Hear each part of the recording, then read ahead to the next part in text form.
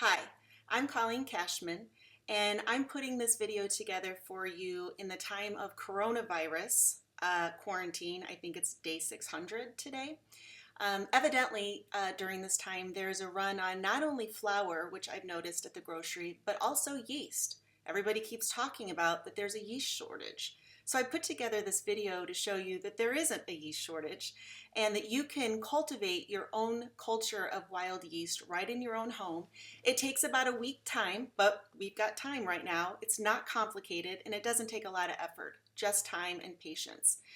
And in this video, I'm going to show you what it looks like every day to feed and grow your starter.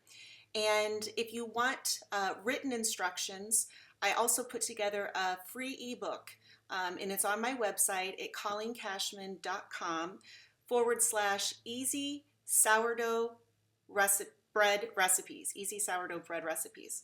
So go to my website if you want to download information from this video, as well as recipes for a basic no-knead sourdough bread that's very easy and you can make right out of the gate with your starter. Also pizza crust, pancakes, and even a cornbread chili. So check out my website if you want more information, but otherwise stay tuned and I will show you how to start your own starter. First, let me explain the difference between wild yeast and the yeast that you buy in the grocery store. The yeast that you buy in the grocery store has been designed for modern convenience. It's one single strain and it can rise really rapidly. Instead of what we're going to be doing, which the fermentation process takes, 12 hours, 18 hours even, sourdough bread that you buy in the store or that you use with rapid rise yeast might be done in a matter of minutes, in some cases commercially, or just a couple of hours. Is the long fermentation process important? Well, a lot of good things happen during that time. There's a lot of anti-nutrients in wheat. And I'm not going to get into the controversies of wheat here. You can read a little bit more about that in my ebook. But basically, the long fermentation process allows a lot of the anti-nutrients and especially gluten to be broken down so that this bread is much easier to digest. So some people with gluten sensitivities eat this bread and have no problem. Some people who avoid gluten for whatever reason find that this bread is actually very kind to their body. To get started, mix 1 cup of flour with 1 cup of filtered water. You can use any type of flour, and I do go into more detail in the ebook, but do make sure that the water's filtered. If you have only unfiltered city water, then either buy some distilled or just allow the water to sit out for at least 24 hours to allow the chlorine and fluoride time to evaporate. Cover the mixture with a cloth that you can secure with a rubber band and then set it on the counter in the kitchen, or if your kitchen's still chilly, you can put it in the oven with the light on. Do leave a sign on the oven to prevent a sad story. Now it's just a matter of time. You want to feed your starter every 12 to 24 hours.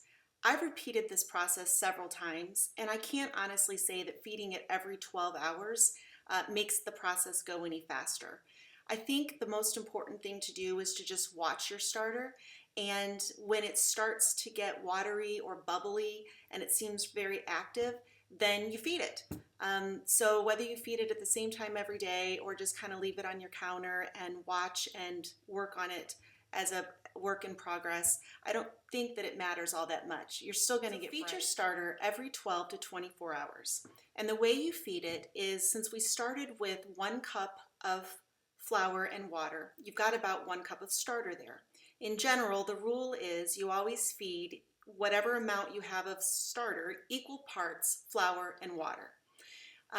But then it's going to grow really big really fast. So the best way to combat that is to discard half. So when you feed this starter, you'll throw out half of it, and it's about half. You don't need to measure it perfectly. Throw out half the starter, which leaves you with half of a cup.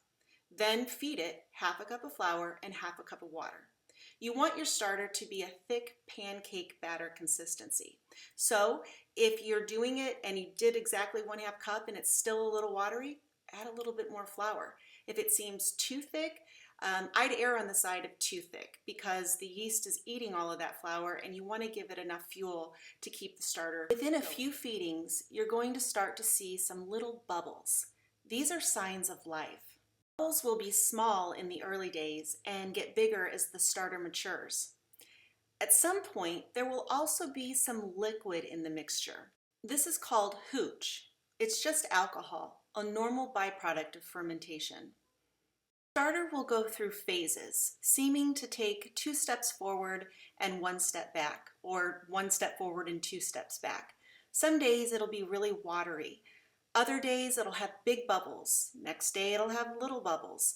This is all part of the process. Even when it seems to revert, it doesn't mean you're doing anything wrong.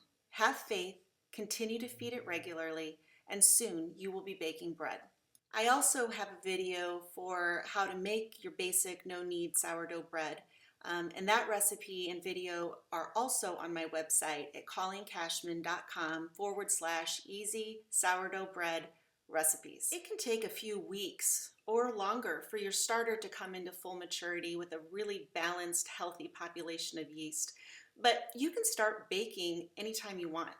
I always give it a go around day 5. And while my bread doesn't turn out like my normal bread turns out with my mature starter, it's always delicious and far better nutritionally and taste-wise than anything you'd find in the store. So start your starter today, and within 1 week, you'll be eating your own bread.